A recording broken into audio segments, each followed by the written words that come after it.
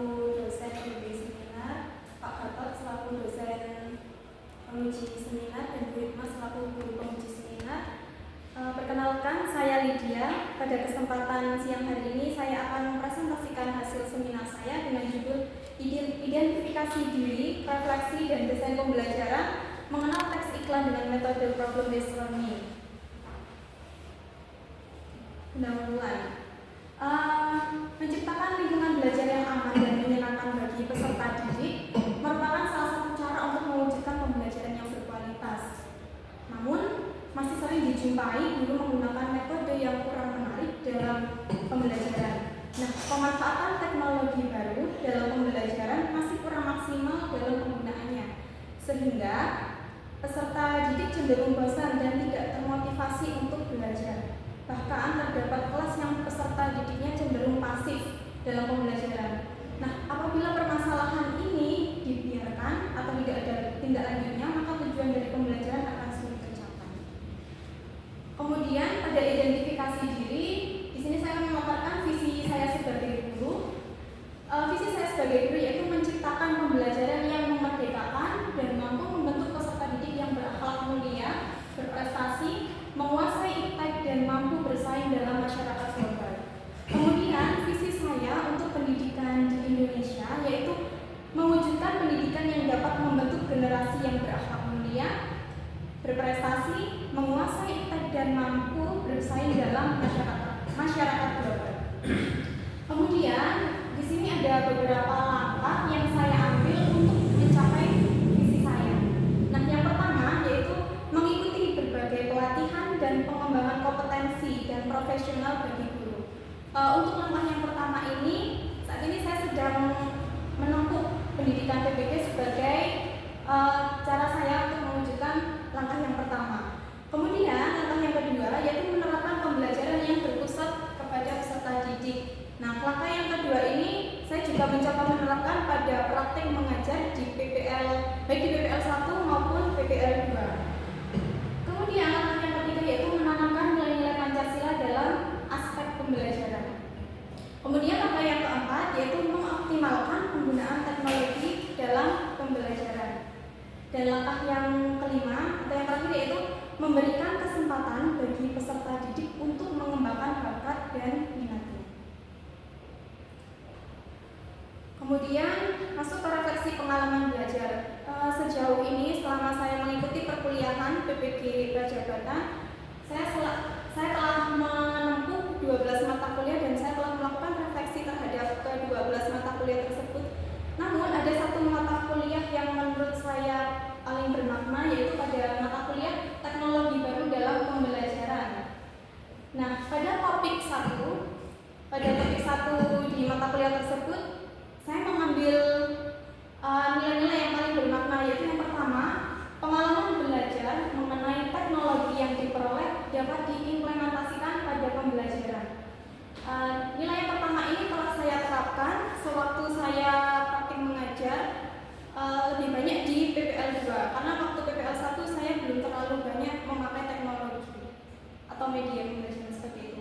Kemudian yang kedua, memahami dan menerapkan berbagai media dalam pembelajaran. Ini juga saya terapkan waktu PPL. Ada banyak media pembelajaran yang saya gunakan yang sesuai dengan kebutuhan belajar peserta didik. Kemudian yang ketiga, selalu berusaha untuk mengembangkan diri khususnya dalam bidang teknologi pembelajaran sesuai dengan kodrat zaman. Kemudian refleksi pengalaman belajar selama mengikuti PBG. Menurut saya, pendidikan di Indonesia sudah seharusnya melakukan perubahan yaitu lebih memusatkan pembelajaran kepada peserta didik dengan menyesuaikan pembelajaran dengan kebutuhan mereka. Nah, sebagai guru yang profesional, saya menyadari bahwa menjadi guru harus memiliki kepribadian yang tangguh, siap dengan perubahan zaman, berwawasan yang luas, memiliki tingkah laku dan tutur kata yang baik, serta berjiwa sosial yang tinggi. Kemudian di sini ada rencana tindak lanjut saya untuk terwujudnya sosok guru yang profesional. Yang pertama yaitu saya akan mempersiapkan diri saya untuk menjadi guru profesional. Salah satunya yaitu saya dengan mengikuti program PPG ini. Kemudian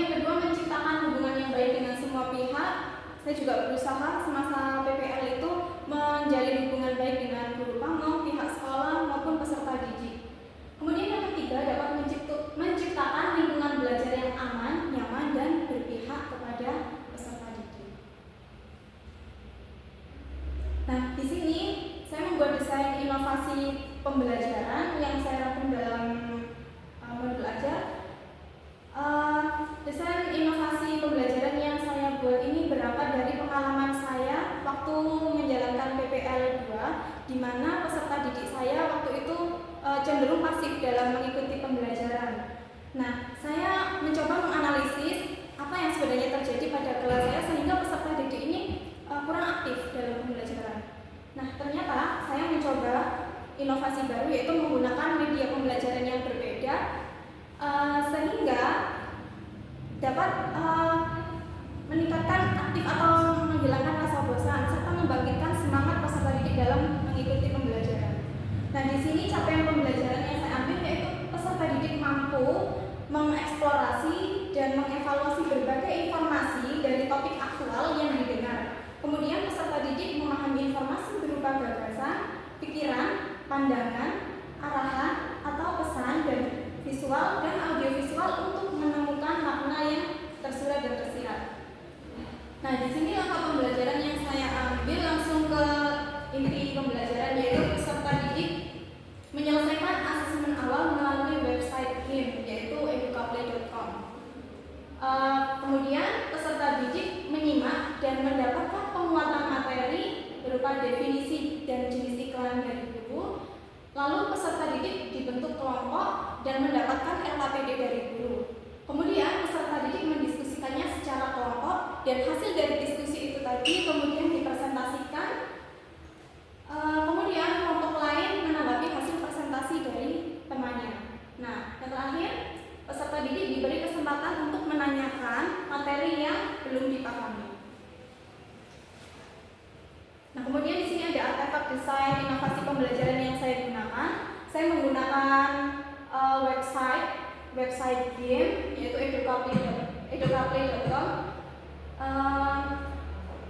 Sebelumnya saya juga pernah menggunakan aplikasi lain, cuma saya membuat inovasi baru ini website game Edukaplay. Karena menurut saya aplikasi ini masih jarang digunakan dan terbukti dapat meningkatkan keaktifan peserta didik dalam pembelajaran. Mereka tertarik untuk mengikuti pembelajaran seperti ini. Nah, kemudian rencana tindak lanjut terkait desain inovasi yang saya buat, yaitu yang pertama, melakukan koordinasi dengan guru dan pihak sekolah lainnya mengenai penggunaan perangkat pembelajaran di sekolah. Kemudian langkah yang kedua yaitu menerapkan metode PBL atau problem based learning sebagai upaya untuk meningkatkan keaktifan peserta didik dalam pembelajaran. Kemudian langkah yang terakhir yaitu penerapan desain inovasi berbasis permainan secara daring ini